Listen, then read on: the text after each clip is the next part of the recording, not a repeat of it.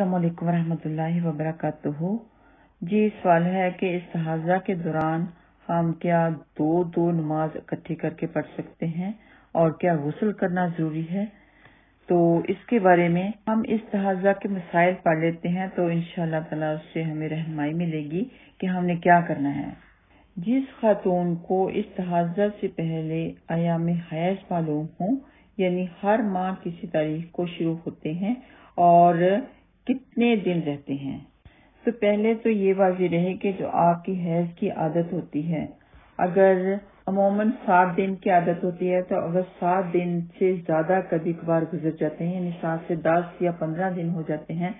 तो 7 दिन आपके हैज़ के काउंट किए जाएंगे। उसके बाद आपका वो इस्तिहाज़ा होगा। तो इस्तिहाज़ा में आप नमाज भी पढ़ सकेंगे, रोजे भी रख सकेंगे, कुरान पाक की तिलावत तो करनी ही है और हम बिस्तरी वगैरह भी कर सकेंगे। लेकिन हर नमाज के लिए फ्रेश तिहारत यानी कि फ्रेश इस्तंजा और फ्रेश वजू करना होगा। ज्यादा मुस्तहब ये होता है कि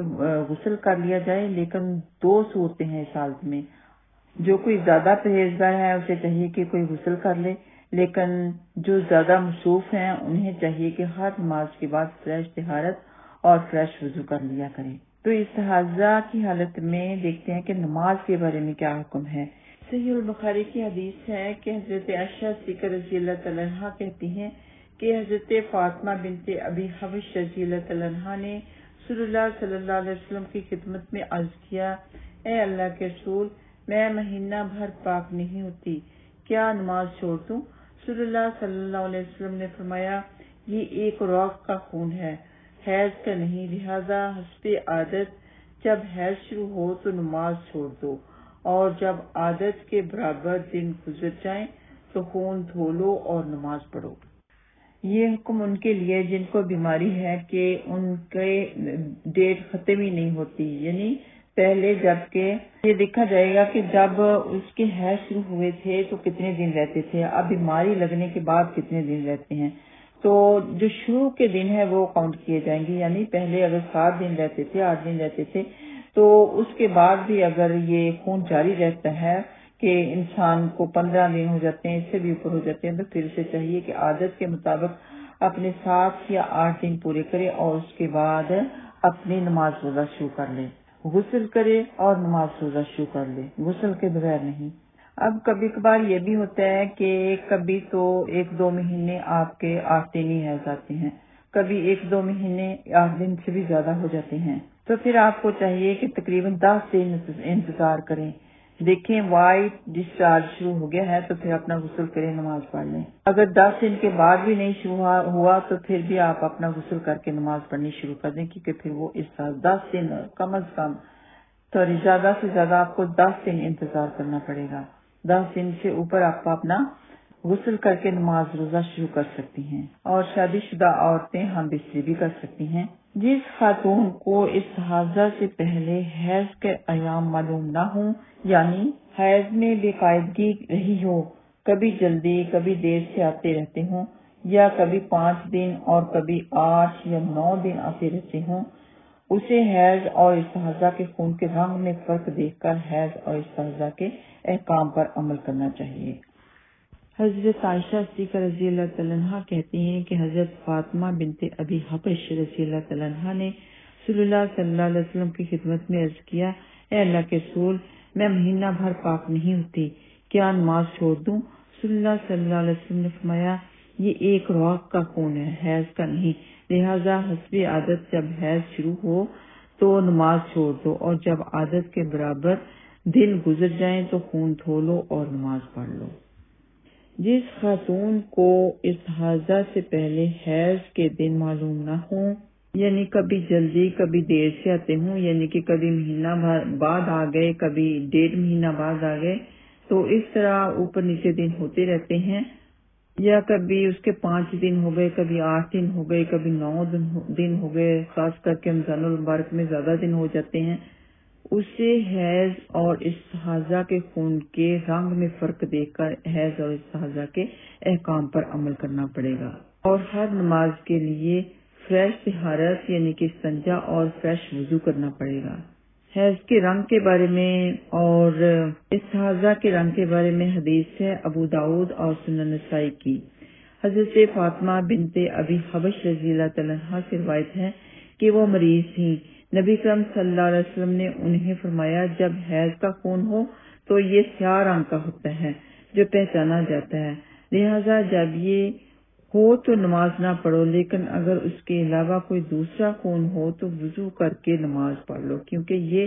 استحاضہ کا خون ایک رگ سے نکلتا ہے۔ تو اس حدیث سے صاف واضح ہو گیا کہ غسل کرنا ضروری نہیں، وضو کر کے بھی آپ نماز پڑھ سکتے ہیں، لیکن شرط یہ ہے کہ فریش استنجا ضرور کیا جائے۔ لیکن بہت ہی زیادہ کوئی پرہیزگار ہے تو وہ اسے چاہیے کہ غسل کر لیا کرے، یعنی جس کا دل فریش طہارت اور فریش وضو کے لیے نہیں مانتا، وہ چاہتی ہے کہ مجھے غسل ہی کر لینا چاہیے، تو وہ غسل کر سکتی ہے، اس کے لیے زیادہ درجہ ہوگا انشاءاللہ تعالی۔ اور یہ بھی ہے کہ جس خاتون کے ایام حیض اس سے معلوم نہ ہو اور جس کے حیض اور استحاضہ کے خون میں رنگ کا فرق بھی نہ پایا جاتا ہو، اسے پہلی دفعہ حیض آنے کے دنوں کو سامنے رکھتے ہوئے ہر مہینے کے اس دن سے حیض کی ابتدا شمار کرنا چاہیے جس دن پہلی مرتبہ حیض آیا تھا۔ مثلا کسی خاتون کو پہلی دفعہ مہینہ کے 7ویں دن حیض آنا شروع ہوا تو اسے حیض اور استحاضہ میں فرق کرنے کے لیے 7ویں دن سے حیض کے احکام پر عمل شروع کرنا چاہیے، یعنی جب کہ حیض کی ابتدا شروع ہوئی، جب پہلی دفعہ اس کو زندگی میں حیض شروع ہوا تو وہ دن کو سامنے رکھے گی۔ استحاضہ کے بارے میں ترمذی کی حدیث ہے کہ نبی پاک صلی اللہ علیہ وسلم نے حضرت حمنہ بنت حبش رضی اللہ تعالیٰ عنہ سے فرمایا کہ میں تمہیں 2 باتوں کا حکم دیتی ہوں جبکہ انہوں نے اپنی ساری حالت نبی پاک صلی اللہ علیہ وسلم کو بتائی تو فرمایا کہ میں تمہیں 2 باتوں کا حکم دیتا ہوں، ان دونوں میں سے جس پر چاہو عمل کر لو، وہ تمہارے لیے کافی ہوگا، اور اگر دونوں پر عمل کرو تو تمہاری مرضی۔ تو فرمایا استحاضہ شیطان کی ٹھوکر میں سے ایک ٹھوکر ہے، جبکہ حیض تو تمہیں 6 یا 7 دن ہی آتا ہے، ان دونوں کا علم اللہ ہی کے پاس ہے، لہٰذا ان 6 یا 7 دنوں کے بعد غسل کر لو، اور جب محسوس ہو کہ اس غسل کی وجہ سے پاک صاف ہو گئی ہو تو 23 یا 24 دن نماز روزہ کرو، یہ تمہارے لیے کافی ہوگا۔ یعنی کہ جسے لگاتار ہی خون رہتا، ان کو لگاتار خون رہتا تھا، کبھی بند ہی نہیں ہوتا تھا، تو انہیں فرمایا 23 یا 24 دن تم نماز پڑھتی رہو، تو باقی کے دن نماز چھوڑ دو، پھر ایسے کر لو۔ اور فرمایا کہ پھر ہر ماہ اسی طرح کر لیا کرو جیسے کہ حیض والی عورتیں حیض کے وقت کرتی ہیں اور پاک عورتیں پاکیزگی کے وقت کرتی ہیں، کہ 7 یا 8 دن حیض کے شمار کرو تو باقی دن اپنے آپ پاکیزگی والے کام کرو، یعنی نماز پڑھو، روزہ رکھو، ازدواجی تعلق اگر آپ شادی شدہ ہیں تو وہی بنا سکتی ہیں اپنے استحاضہ کی حالت میں صرف۔ تو استحاضہ والی عورت غسل کرنے کے بعد تمام عبادات معمول کے مطابق ادا کر سکتی ہے،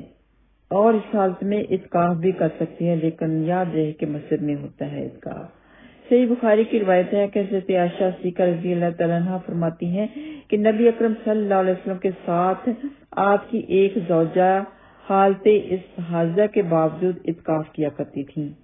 تو آخر میں آپ کو پھر سے سمجھا دیتی ہوں کہ جس کو پورے مہینے کی عادت ہے کہ 1 مہینہ ہی وہ استحاضہ سے رہتی ہے، یعنی اس کا بند ہی نہیں ہوتا، تو وہ اکاؤنٹ کریں گی اپنے 6 یا 7 دن حیض کے، تو باقی دن وہ نماز روزہ وغیرہ سبھی کچھ کرے گی۔ لیکن ایسی عورت جس کے پہلے تو دن ٹھیک تھے حیض کے، تو کچھ مہینوں بعد یا کچھ سالوں بعد اسے یہ بیماری لگ گئی کہ زیادہ دن اس کے شروع ہونے لگے، یعنی زیادہ دن وہ حیض سے رہنے لگی، تو وہ اس طرح کرے گی کہ شروع میں جب کہ پہلی دفعہ اسے حیض آیا تھا کتنے دن تھا تو اتنے دن آپ اپنے حیض کے شمار کرے گی، اس کے بعد اس کو دوسرے دنوں کو استحاضہ میں کاؤنٹ کرے گی، جب پھر وہ یہ بھی دیکھے گی کہ اگر اس کا حیض کا رنگ بدل گیا ہے تو، یعنی کہ استحاضہ کا رنگ، تو استحاضہ والی عورت کے لیے 2 احکام ہیں، چاہے تو وہ ہر نماز کے لیے غسل کر لے، چاہے ہر نماز کے لیے فریش وضو کر لیا کرے اپنی طہارت کے بعد۔ اگر اس نے غسل کرنا ہے تو پھر وہ اس کی سہولت کے لیے ایسے ہے کہ صبح فجر کی نماز کے لیے وہ غسل کر لے اور ظہر عصر کی نماز کے لیے ایک غسل کر لے، پھر مغرب عشاء کی نماز کے لیے ایک غسل کر لے، پورے دن میں 3 غسل کر لیا کرے۔ مستحب تو یہ ہے، لیکن اس میں بھی رخصت ہے کیونکہ ہمیں حدیث ملتی ہے کہ ہر نماز کے لیے فریش وضو کر لیا کرے۔ تو جب آپ کے سامنے 2 آپشن ہوں تو زیادہ بہتر یہ ہے کہ آسان آپشن کو اپنائیں۔ ہمارا دین اللہ تعالیٰ نے آسان بنا کے بھیجا ہے، یہ انہی کے لیے آسان ہے جن کا رجحان دین کی طرف ہے، ان کے لیے تو کوئی مسئلہ ہی نہیں ہوتا، اور جو ہوتے ہی دین سے دور ہیں تو ان کے لیے یہ بات بھی بہت بڑی مشکل ہوتی ہے۔ اللہ تعالیٰ ہم سب کو دین کے پر چلنے کی توفیق عطا فرمائے، ہمارے لیے سارے معاملات آسان فرمائے۔ السلام علیکم ورحمۃ اللہ وبرکاتہ۔